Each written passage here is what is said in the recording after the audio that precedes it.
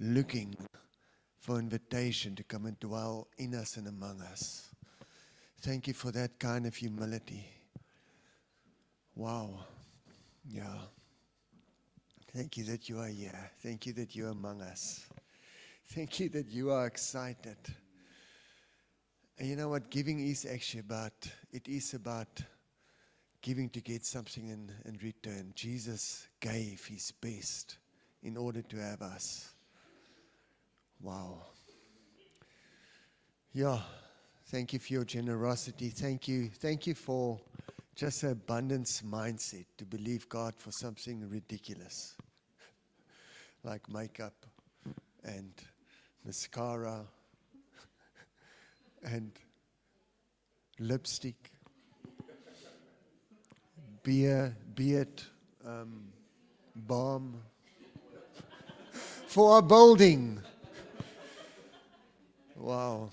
Naomi, why don't you come up here? I was just thinking about the testimony that I heard. Yeah. Come on. Give it up for this young revivalist, this woman of fire, the one who loves to take risks, the one who is filled with Jesus. You guys had incredible outreach. I mean, every week these guys are going on. Naomi is part of the Imonti school,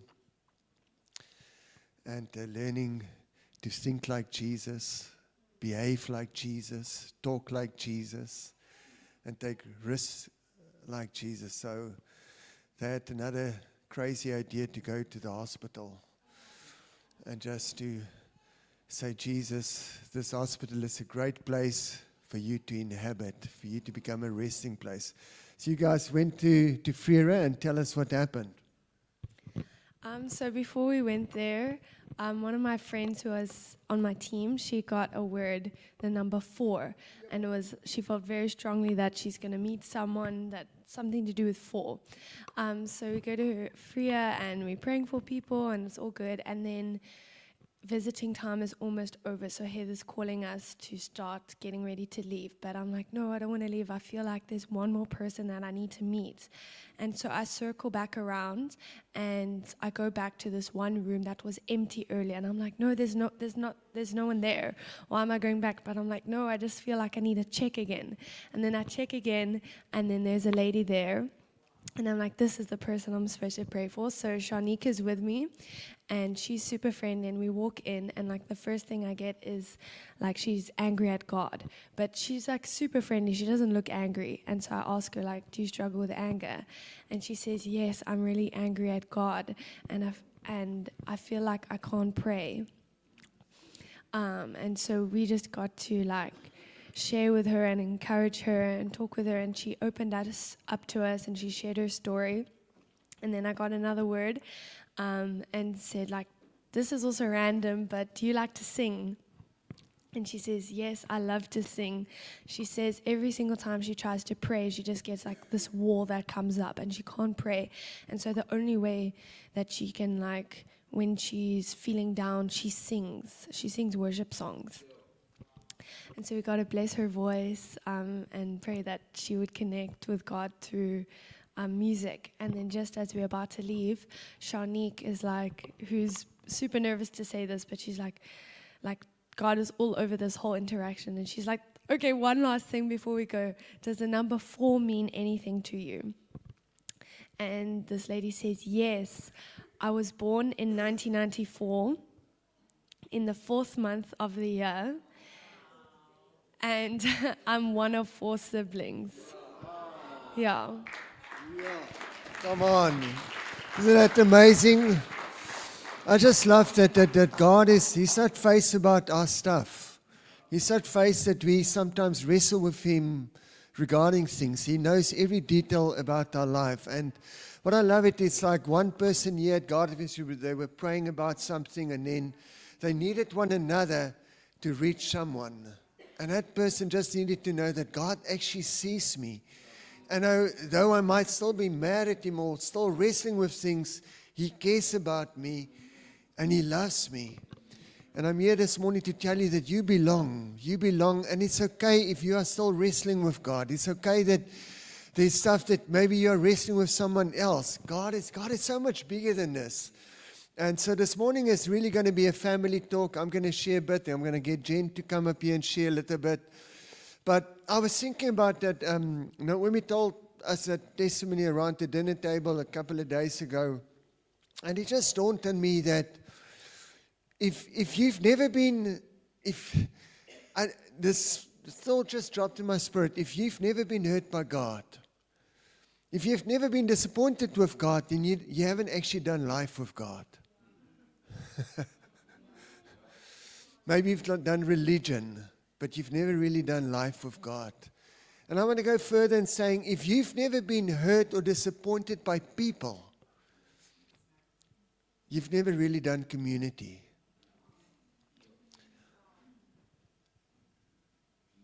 The reality is all of us get hurt in life. All of us get hurt in church.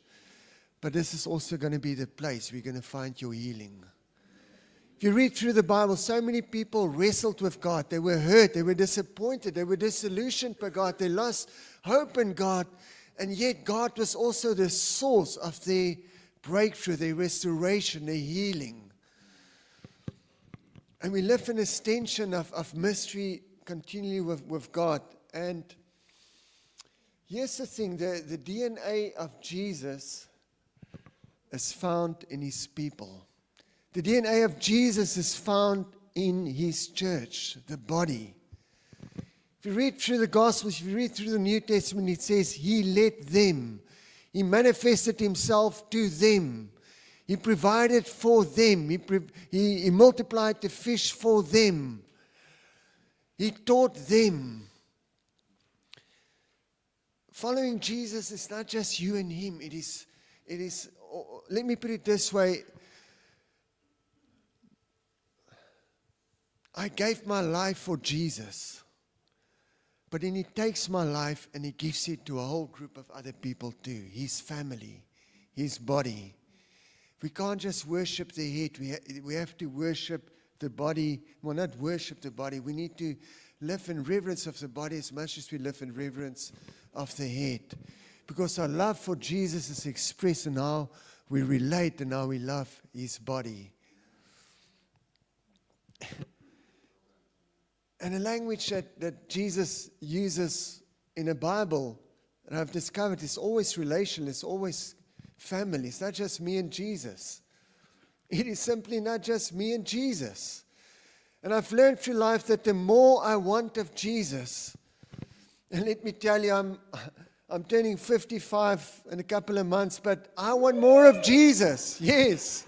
I'm making the 56 here again. I'm heading towards 60. I'm going to owe the 60s. But I want to tell you, the older I get, I want more of Jesus. I've been serving Jesus for almost 30 years, and I want more of Jesus. Honestly, I'm standing before you, and I'm like, man, there's such a day that I don't want to spend with Him. Be in His Word, be in worship. Just, Lord, there's so much more of You. Just realize, God, I can't do this on my own. But I want to tell you, the more I grow in maturity with Jesus, the more I want of Jesus, the more He points me towards people. And the more I realize that the more I want of Him, the more I have to make room for His body. I've realized that if it's just me, then I'm in trouble. But if it's just me and Him, then I'm also in trouble. I actually need people. To get the fullness of Jesus, I need to be in relationship with His body, not just His head. Imagine I take Jen on a date, baby. I just want to go on a date with your head. No, man, I want the whole body. I want the head and the body. I want the full package. And a lot of us, we do life like, man, I just want a relationship with the head. No, that's weird. You want the full package. And I think a reason why a lot of people get disappointed in church, the reason why a lot of people don't value community is we have this notion of, what am I going to get out of this? Some of us are, man, I enjoy this encounter services, but if I have to be honest, I'm really disappointed that there's not a band. Come on, let's be honest. A lot of us think that way. And the reason is because what am I going to get out of this? I worship, well, I was worship today. Well, if I have to be honest, it wasn't as fire as when that band leader or that worship leader played, or if there was not a drum, or because our focus is what can I get out of this? If our heart, when it comes to community, is what am I going to get out of this, we're always going to be disappointed, because when I bring my gift to Him, if it's related to what am I getting, or my emotions, how am I feeling emotionally, am I pumped up, or but we worship because He is worthy. We gather together because He is worthy, and He's worthy through us and in us. That not only am I a resting place for His love, but so is Sabu, and so is Joe. And so when I see the worth in Him, when I see Jesus in them, then I get filled. But if my posture is always what I'm going to get, it's going to be difficult. And we have to live with this conviction that I actually live to serve others. I'm a resting place for His love. But it's not just me and Him, it is me through us and to us. It's never meant to be just about me. We think church is here to serve us and to make our lives easier. But church is not just for us, it is for those who are gathering with us. And we come together because He is worthy. So, Ephesians 2 verse 19 says, consequently, you are no longer foreigners and strangers, but fellow citizens with God's people and also members of His household. And the reason why a lot of us felt uncomfortable this morning when Michelle said, go and meet someone that you haven't seen before, is because you don't see them as your household. It is not weird for you to walk up to someone if your viewpoint and your understanding is they are part of my household, I just haven't met them yet. But we feel uncomfortable in doing that because I'm cautious again. I'm not here for what I can get from them, so that it's awkward to meet someone that I don't know. But He says here that we are members of one another. We are fellow citizens with God's people. And we belong to one another just as much as we belong to Jesus. Yeah, in a week I was reading this article, and this guy made this statement, and he said, young people today, they don't rebel against authority. He said teenagers don't rebel against authority. They just rebel against a lack of relationship. And I thought about that, and I think that's why a lot of people, they are wrestling with church, they are wrestling with authority, and we think it's rebellion, but what they are really have a thing against is they don't even realize it, but they are rebelling against the lack of relationship. They are rebelling against a place of belonging, of being seen, of being known, of being celebrated.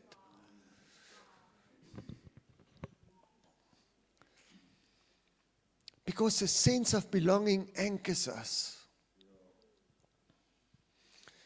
You know, we love this concept of church as family.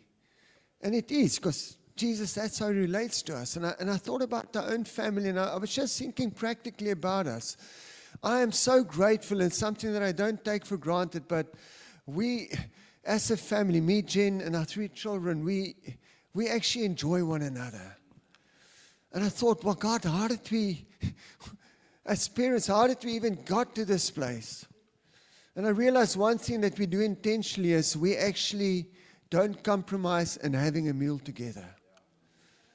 I don't think there's been a day, well, I know there's been days where it's just been difficult, but I can probably count on my one hand the moments where we were all in the house, at least in the same environment, where we didn't actually sit together and have a meal together.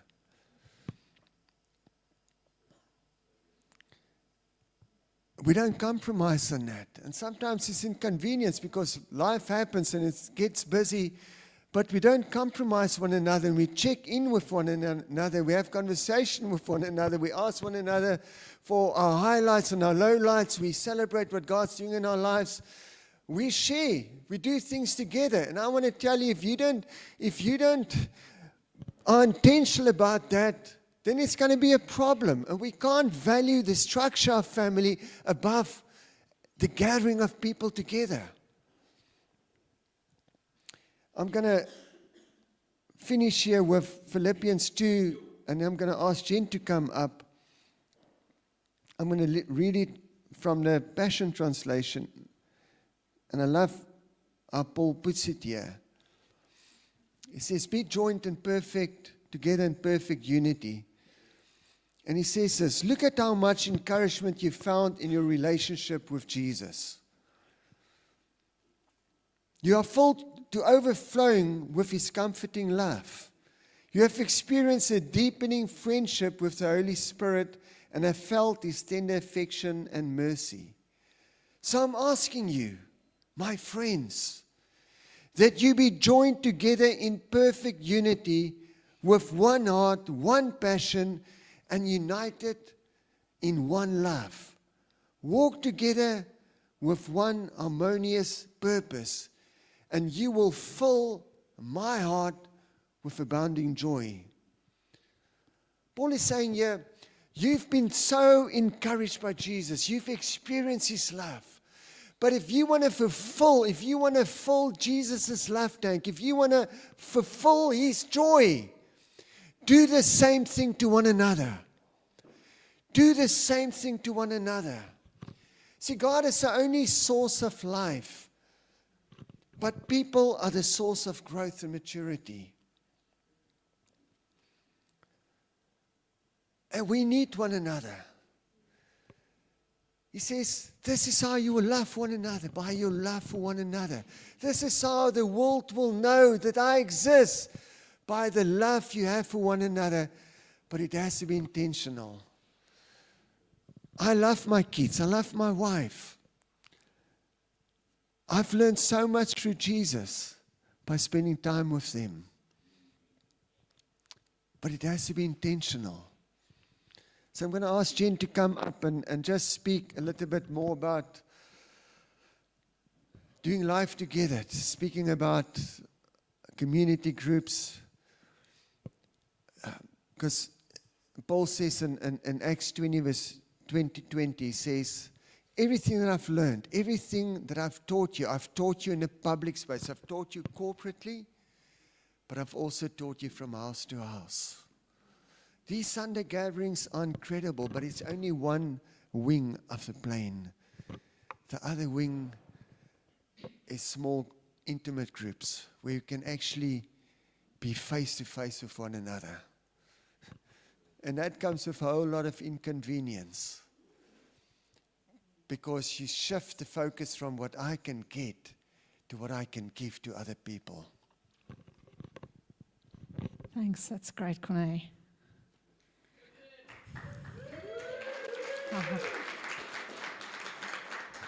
Are there any new people in the house? How much today? Anyone here for the first time? Welcome, welcome. It's so lovely to have you here. Yeah, this is a different kind of service. But God is here, and yeah, I just love what Corné was saying. We love Him by the way, we express our love for Him by the way we love one another. And it's just, I love what God is doing here in God Adventure and what He has been doing over the past few years. He's just been taking us into deeper levels of revelation of what it is to love one another. What does that look like practically? And I think I'm probably one person who has been challenged more than anyone, because I've often seen myself as very independent. For as long as I can remember, I've known what it is to be alone, and I've enjoyed being alone. But I've also been deluded at times, thinking that this was how it was meant to be. And I think it's part of my wiring. And for some of you, you are more, you might think of yourself as more introverted. You might even make excuses for why you don't necessarily want to be around other people. But often that's because of hurts. It's because we build walls around our hearts because we have been hurt, as Corné had said. Sometimes, it's in the wiring as well. I am a leader. I've always been a leader. And I've been someone, I've seen myself as a bit of a salmon who swims upstream. I don't always choose the path that other people are walking, and there's an aloneness in that. So God has had to deal with some lies that I've been believing. And like Corné, the older we get, we realize what we think we knew everything when we were young. And the older we get, the less I know. And the more I realize, oh my gosh, it's less about learning stuff and it's more about letting go of some of the lies that I did believe. And so, at the beginning of the year, the Lord's timing is wonderful. He's been talking to me for a while. He's so gentle about home groups. And I've been resisting because of some of the lies I've believed about myself, about what I've needed, and what about this, and what we need as a church. And at the beginning of the year, we gathered to pray and fast. And out of that meeting, one word that came through very strongly was, God is asking us, are we willing to allow love to lead us? Not programs, not what we think we know, not traditions, not what he was doing in the past, but will you allow love to lead you? And I remember after that first meeting, I went home and I sat with the Lord and I said, well, what does that mean for me? What is that going to look like in my life for allowing love to lead me? And he spoke so clearly. He said, I'm going to allow it to disrupt your routine. For you, this year, love is going to look like disrupting your routine. And I'm not naturally, I'm a bit of a spontaneous person. I live spontaneously, but on the other side, I also find a lot of comfort in routine. There's certain things that I really cling to, and one of them is protecting my evening spaces. So there's certain things that I do in certain evenings, but other evenings, I really protect them because I feel like in the days, I'm pouring out my life. I'm living for others. I'm giving of myself, and it was, Lord, I don't want to give up any more evenings for anyone else.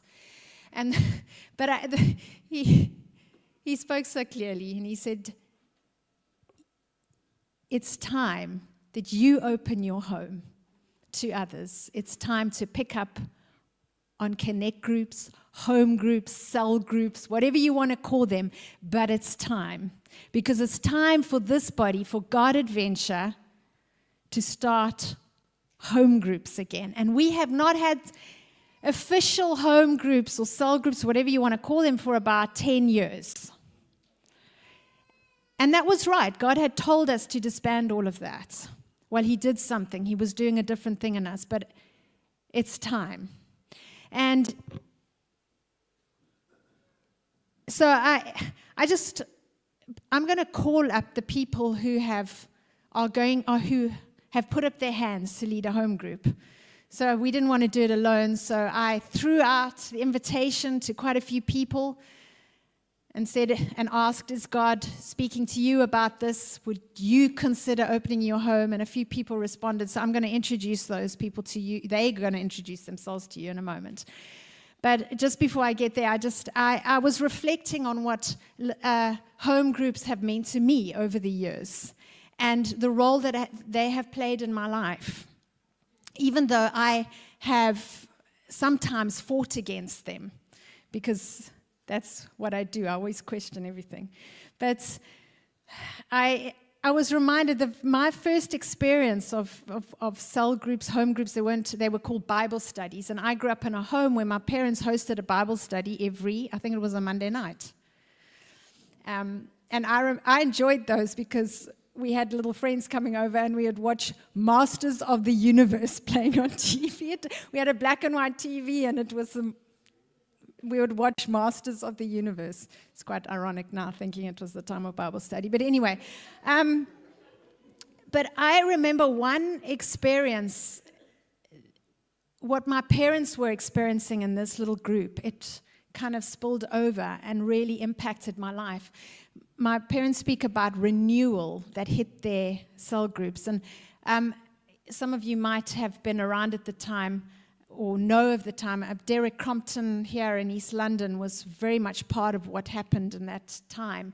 And in the Anglican church, it was a guy called Bill Burnett. And my parents had these cassettes, and they would listen to these revival sermons on these cassettes.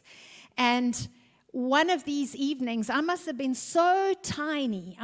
It's just such a vague memory, but my spirit remembers it. They were having worship, and there was a guy playing the guitar, and I was sick at the time. I had a terrible pain in my ear. I had earache.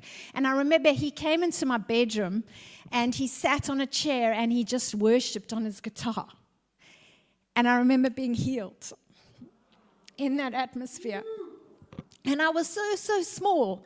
And 20 years later, when I sat in a church in Grahamstown, that same man, he walked through the back of the church and the memory came back. He was the man in my mum's and dad's Bible study who had played guitar and I had been healed. And so that little group in our home, it ignited a little flame in me. I tasted something from what was happening in our home. And then I went to Grahamstown and I had this amazing encounter with the Lord.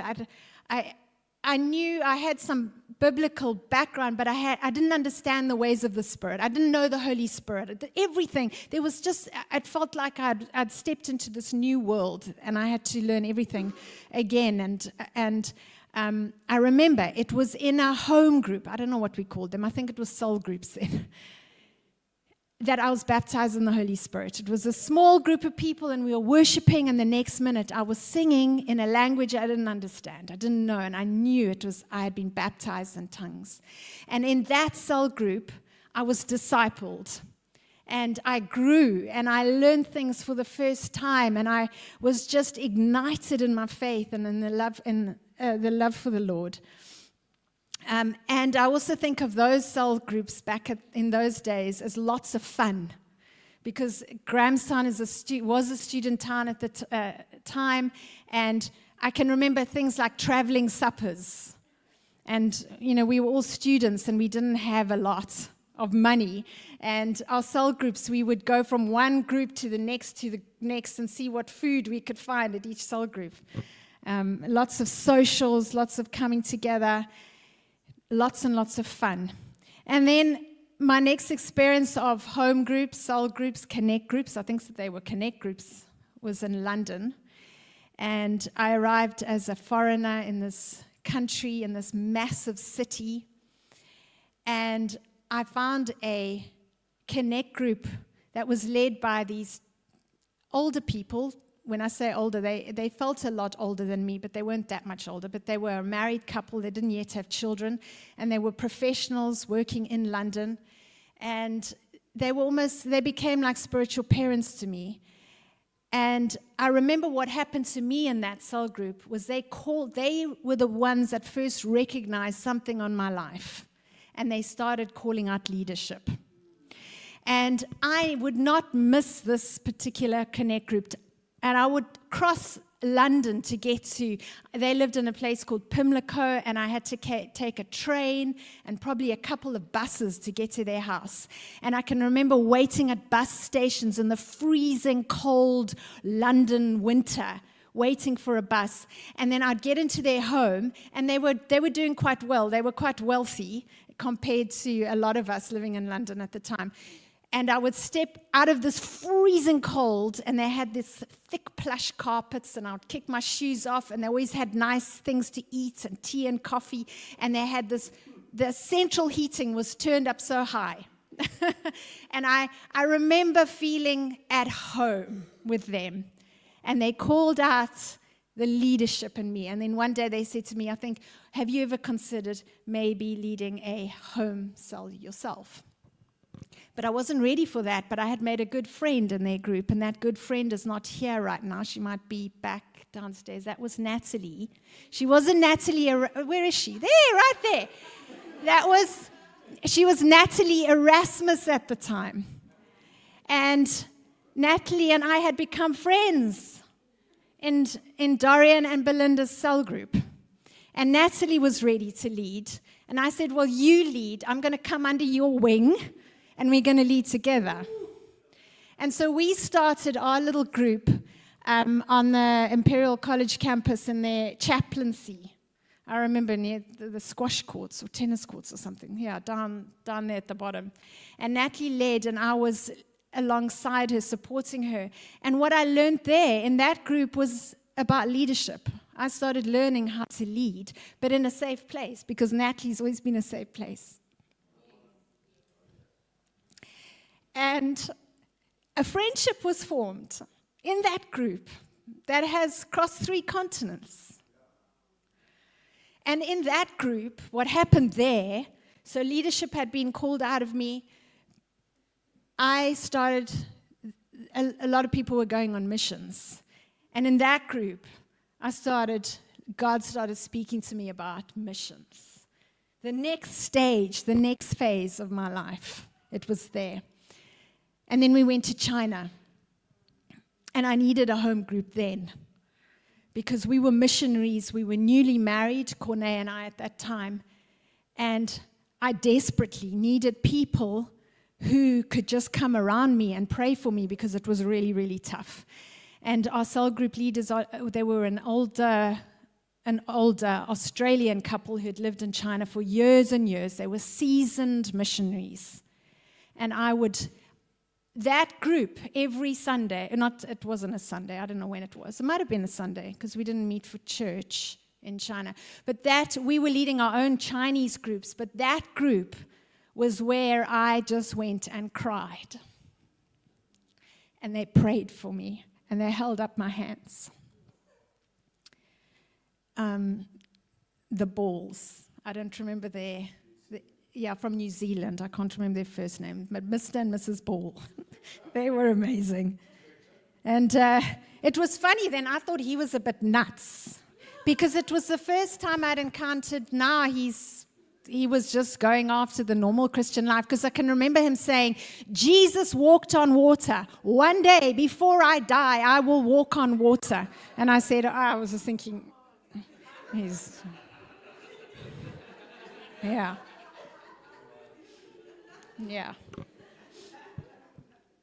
And then we left China, and then we came here, and Corné and I led a student group, a little student group.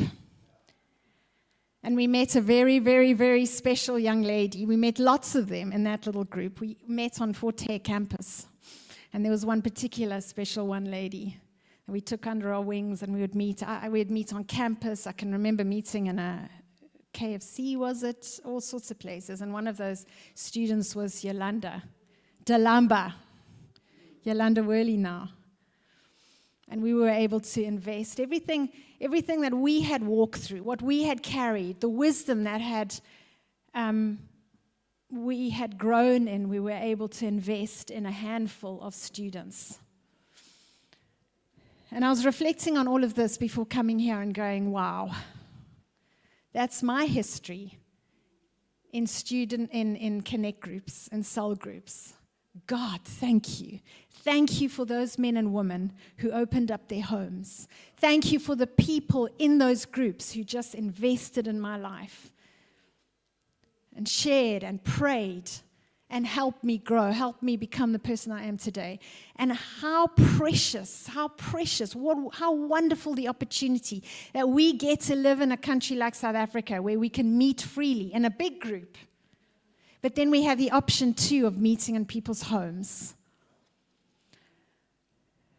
We can't hold it lightly. We need each other. We need each other. We need each other. We belong with one another. That's how we are wired. That's how we are created.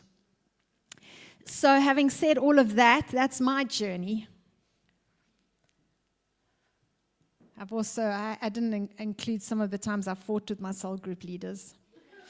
The one here, she made us read a book. And we worked together, and I had to work through together, and I had to look at this book, and I said to her, I'll come to the group and I'll do the book, but I absolutely refuse to invest money in that book because I don't agree with anything in it. And she just laughed at me and she said, well, you're welcome to come. And we fought all through that group about some of the things. It was about the role of women in the church. And I disagreed, but it was fun. She grew me, I grew her a little bit. So, the people whom I've spoken to, you all know who you are. Won't you come up here? Or take a seat, move for... come and sit on the stage. Fee, you don't have to sit on the stage if you... And these are all the amazing people. You can just cheer for them.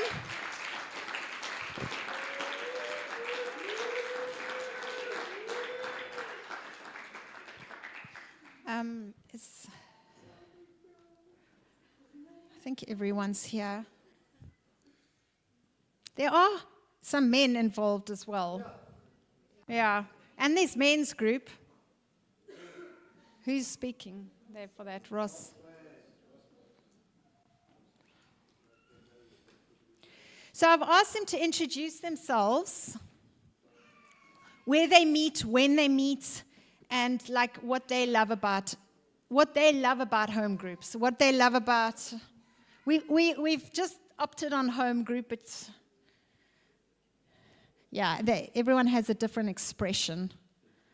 Who wants to go first? Ross, you're right here. Tell us about you and the group and why. Okay. How long have we got?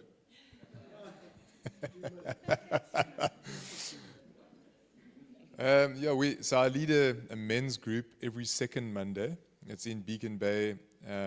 Felix has very generously offered his house for us as a venue. We meet at 7 o'clock. If you are interested, come and let me know. The group is founded on shared commitment. So it's not just the kind of thing where you come and go and see how you feel. It really is about going deep together as men. So obviously things happen and sometimes you can't come, and that's just one of those things. But it's really like the highest priority between 7 and 8:30 every second Monday. Everything else can wait. Like they say on DSTV.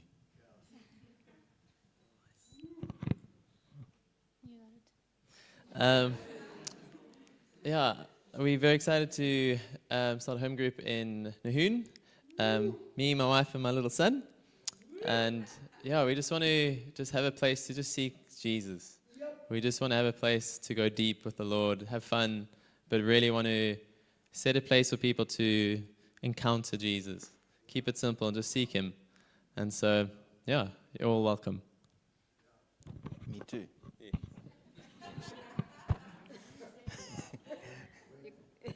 Oh, that's important. Tuesdays, every Tuesday at 6:30 in Nahoon. Chat to me for an address. I'm Will, and this is Nanette. We're the Paxtons, and we've also started a home group.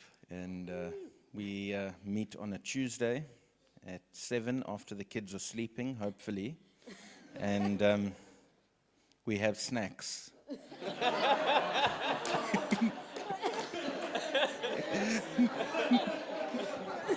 Don't forget to bar.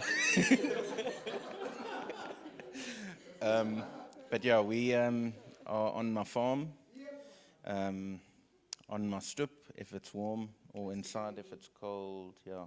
We call it Ganubi Inland, but it's quite close. It's 12 minutes from the church, okay? 5 minutes from Beacon Bay, Life, if there's an emergency.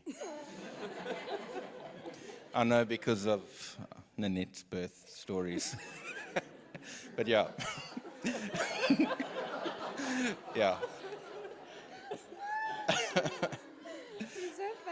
I'll just be silly, sorry. But yeah, we just want to create a safe place, lots of fun, and to go deep with the Lord. Amen.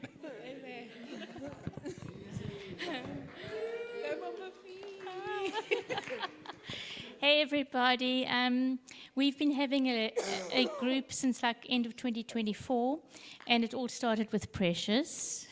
We were talking one day about there was a group apparently meeting here on a Monday, and they were not meeting anymore, and my mouth always speaks before my brain says no. So I heard these words coming out, well, you can use my place. What? I didn't mean for that to come out. But anyway, due to Precious, she invited a whole lot of people, and we started meeting in my home in Burn Street. We started off with about 12 people. Some have left. They've joined other churches. A couple of the ladies have left to join their own groups, which is wonderful because God just worked and they grew spiritually, and they're now able to lead other groups. We're down to 6 people at the moment. It's become a ladies-only group. But the main thing is that has blessed me. I have always wanted to be a mom. Always. And it never, ever turned out that way. Now I have 8 daughters. And 2 extra brothers and an extra sister in Lucy. And God has blessed me with family. He truly sets those who are alone, He sets them in families. And it's just been so, so good. So we meet from 6 o'clock to 8 o'clock or whenever God says stop. And yeah, I am also open to having another group on a Tuesday morning for those 50 and up, ladies group. So if you're interested in that and you want to come along, let me know. See, thank you. Okay, good morning. Okay, I'm Precious, and we have a new believers group. I'm co-leading with Linda, but she's in Zim for now. And basically, our group, how it was birthed, when we used to go evangelizing, we just felt some of the people who gave their lives to the Lord encountered like some spiritual backlash. So we were like, we definitely need some form of foundations. Yeah, we needed to lay the foundations of Christianity to just help people to be able to stand by themselves. And we also felt we were getting tired, and sometimes we'd carry some of the things that we'd encountered on the streets. And that's how we connected with Mama Fee, and we're like, we need a prayer group. And that really, for us personally as well, it really helped us to have a community that had surrounded us, to just help us to be firm, and we can be able to go back on the street. So the new believers one was then still on our hearts. And when Jane said this is coming, we were like, definitely what we've been praying for. So Jane designed a course. It's like a 10 module, it's like a booklet.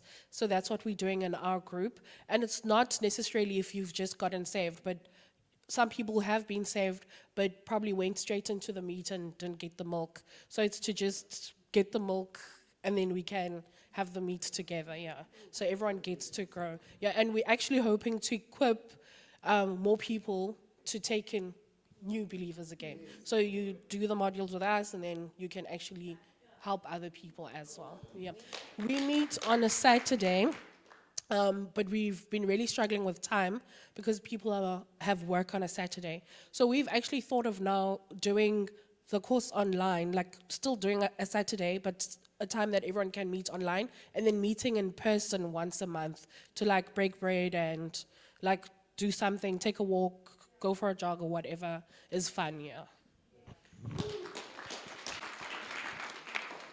Hi everyone, I'm Natalie.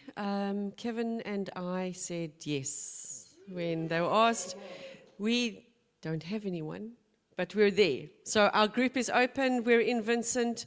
Initially, we were thinking of Kevin and I were quite excited to do the new foundations or the foundation course that Precious introduced so beautifully. So I'm not going to add to that. But we were quite excited to do that. But if there's need, we'll do it. If there's not, but people just want to come and meet at our home, we're very open to that as well. So we're just saying yes. Our house, our house is open. It'll probably be on a Wednesday. We have done no time because we haven't ironed those things out because it depends on what we needed. But yeah, so that's us. Me and Kevin. I'm Liz, and the proud mother of Jenny. I have a small group. We've been going for just over a year. We are 3 grandmothers, and we would absolutely love anyone who would like to join us, even just for a once-off, just to come and suss us out, have some tea, coffee, have a snack.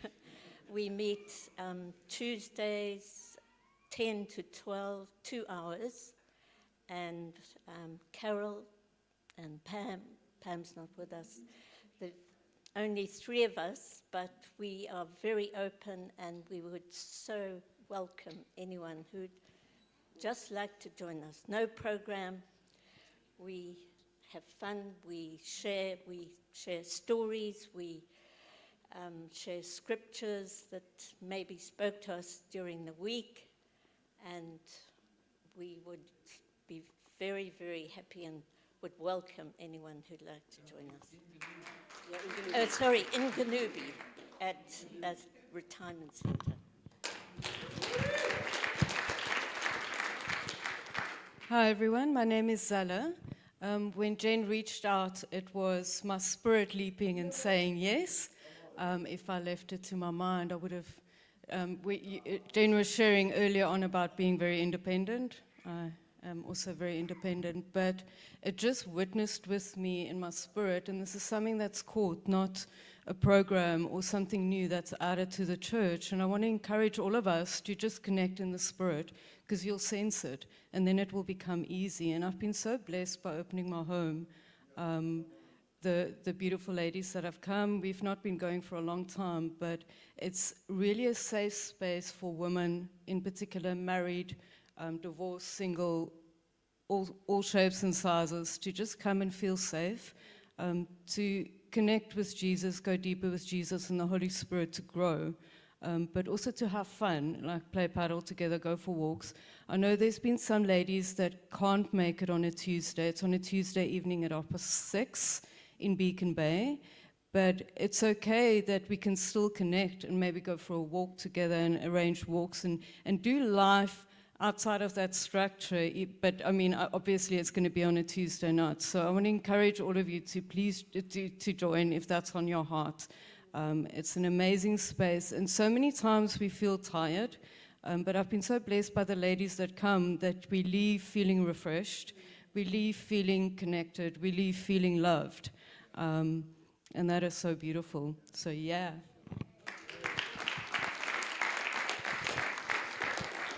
Wow, give them another hand. Pure. Yeah, thank you for your generosity. Thank you for your love. Thank you for your willingness. Yeah, guys, these are amazing people. These are people who are just full of the Lord, who have walked a road, who have done life, who've experienced the good, the bad, and the ugly, and are still standing and still loving the Lord, and are just in a place where they want to bless others. So this is an opportunity. You'll find all those groups on our WhatsApp community. So if you go into the groups, you'll see, and where you probably can't remember when they meet and the times and all of that, but it's all there on the community groups. So you can check that out. Precious mentioned, I'm just giving myself, I'm really proud of myself. I'm so excited about this. It took me 2 years to put it together. It's a module, 10 weeks.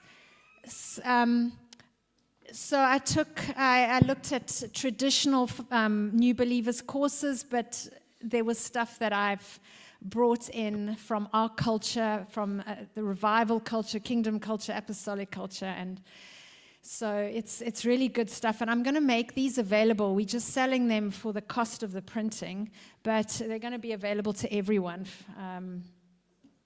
If you want to do it, and I encourage you, do it with. This is not just for new believers, it's actually for old believers too who need some refreshing, particularly if you haven't been raised in a revival type culture. So speak to Precious about joining her group and working through it with people. It's always more fun. But yeah, is there something I'm sure you want to? Oh, and we have a group, but we probably full-ish.